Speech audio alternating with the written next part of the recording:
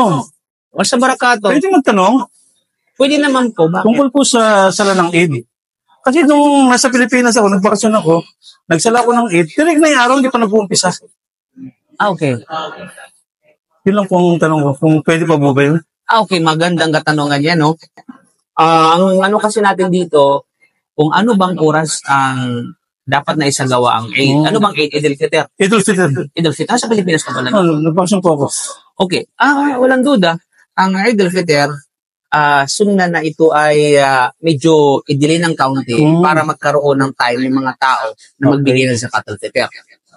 Walang problema doon. At the same time, kapag may mga ibang dahilan naman, halimbawa na talagang naantala ng sobra, wala din problema noon. Okay. Kasi ang oras na ma-expire ang ang salat al-Eid ito ay hanggang bago magsala ng sabihin natin ng duhur o kaya hanggang bago tanghaling tapat. Okay. Yun yung duration ng oras. Pwede po pala. Yes, Pwede po pwede pala yun. yun. Lalo Kasi sabi nung mama, mas ano nga daw, sabi niya, nabanggit pa niya na doon nga sa Zamboanga, mas tirik na yung araw eh. Okay pala yun. Walang problema yun. Kasi pag ganyan issue kasi, tignan natin ano ba ang oras na valid yung sabihin natin yung sala natin. Okay. At yun. At yan ay sa oras sa bago magtirik ng araw, bago magkalahat. Kasi pagkat katanghali ang tapat kasi, bawal na yun. Okay.